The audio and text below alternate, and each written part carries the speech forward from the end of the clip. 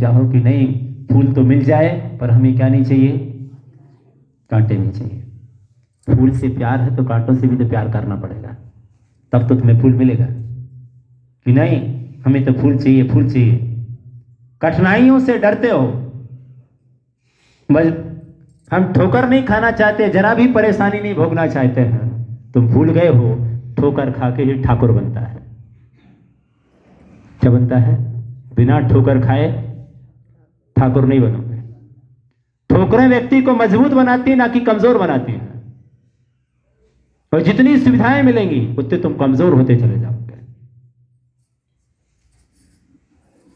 जितनी कठिनाइयां होंगी जीवन में, जितने संघर्ष होंगे, उतने तुम क्या हो जाओगे, मजबूत हो जाओगे, क्योंकि तुमने ठोकर खा ली है। इसलिए जो अकल बादाम खाने से नहीं आती ना, वो अकल ठोकर खाने से आ जाती है।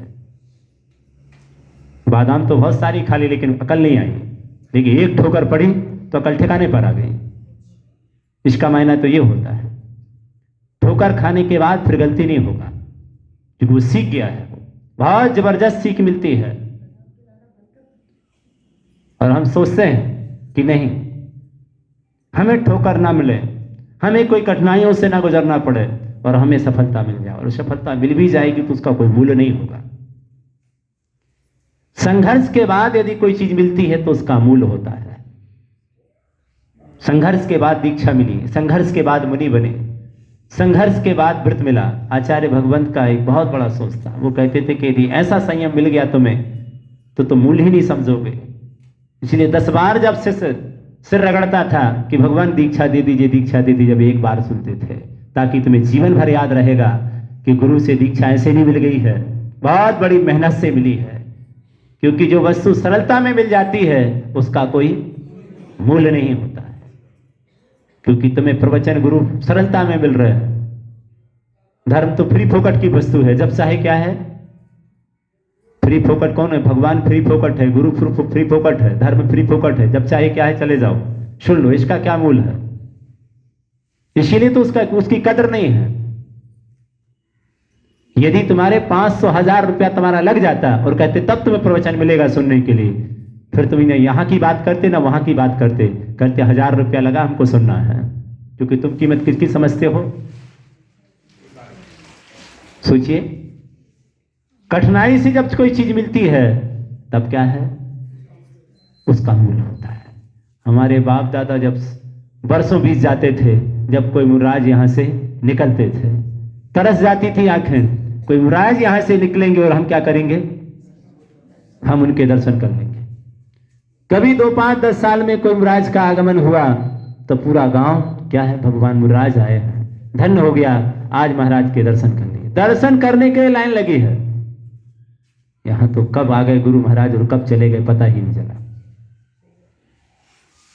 क्योंकि वो चीज हमें क्या हो गई है, सुलभ हो गई है।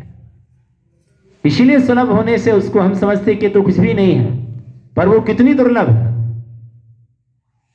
जो बातें तुम्हें बताई जा रही हैं, जीवन को किस तरह जीना चाहिए, इस पर लोग बड़े बड़े क्या चल रहे हैं, इंदौर, पूना जाओ, बॉम्बे जाओ, इसकी बहुत बड़ी क्या लगती है, फीस लगती है।